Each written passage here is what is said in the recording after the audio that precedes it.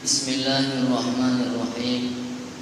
Assalamualaikum warahmatullahi wabarakatuh. Alhamdulillahirabbil alamin. Wassalatu wassalamu ala asyrafil anbiya'i wal mursalin sayyidina wa maulana Muhammad wa ala alihi wa sahbihi ajma'in. Faqala Allah tabaraka wa ta'ala, a'udzu billahi minasyaitonir rajim.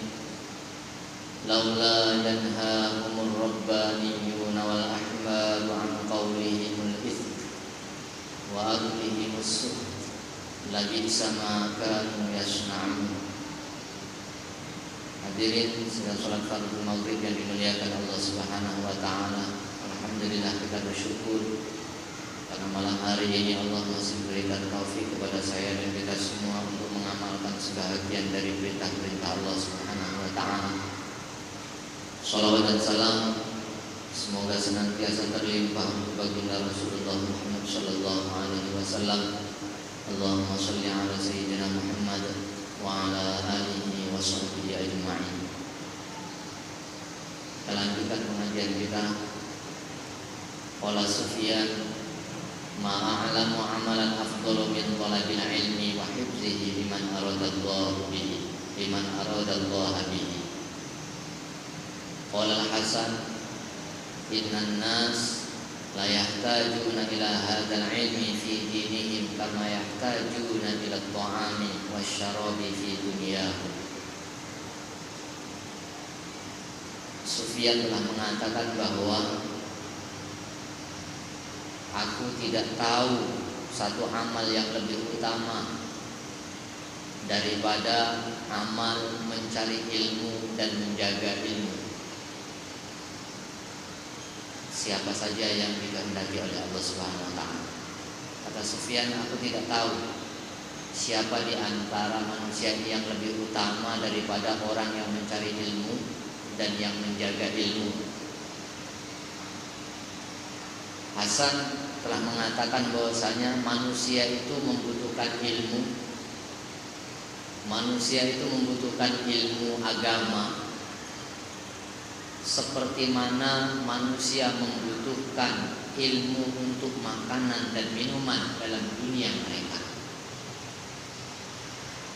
Kata Hasan, manusia itu butuh dengan ilmu agama ini seperti mana manusia butuh dengan ilmu untuk makanan dan minuman dalam dunia mereka. Kalau kita bayangkan seperti apa pentingnya ilmu untuk mendapatkan makanan, apakah itu ilmu pertanian,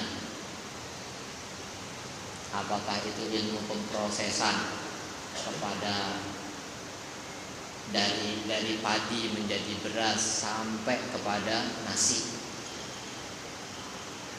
Dibutuhkan ilmu itu.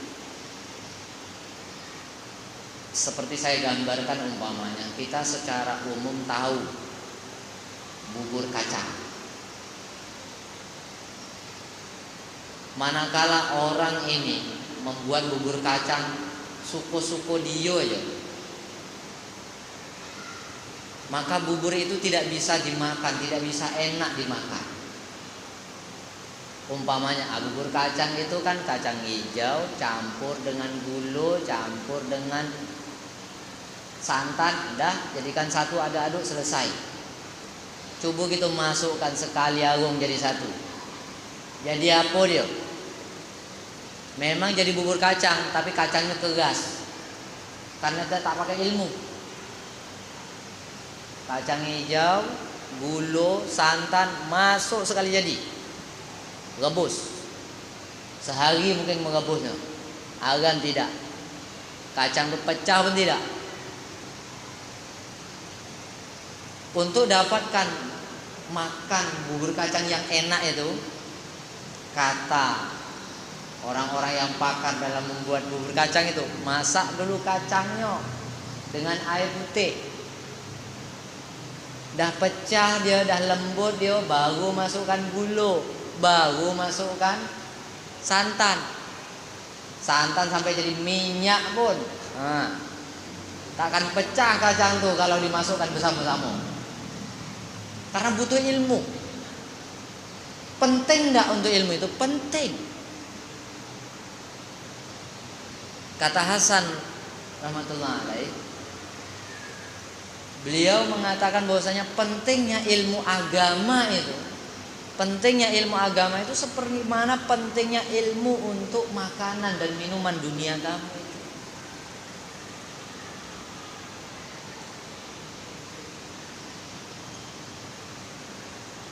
Di lain riwayat diterangkan bahwasanya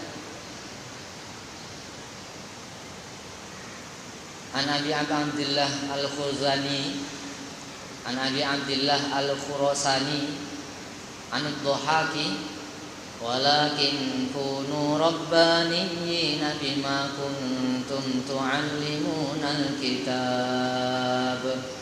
Qala haqqun ala kulli man qara'a al-Qur'an ayyakuna faqihan. Ad-Dhahak telah menjelaskan ayat yang terdapat di dalam surat Ali Imran ayat 79. Walakin kunu rabbaniyina bima kuntum tu'allimuna al-kitab wa bima kuntum tadrusun. Hendaklah kamu itu menjadi orang-orang Rabbani karena kamu selalu mengajarkan Alkitab dan kamu itu sebabnya tetap masih mempelajari Alkitab. Jadilah kamu itu Rabbaniyun. Kata Dhahak, Rabbaniyun itu, ayat ini adalah kewajiban setiap orang yang membaca Al-Quran, agar orang yang membaca Al-Quran itu menjadi faqih, menjadi faham. Membaca Al-Quran sebelumnya kita tidak tahu,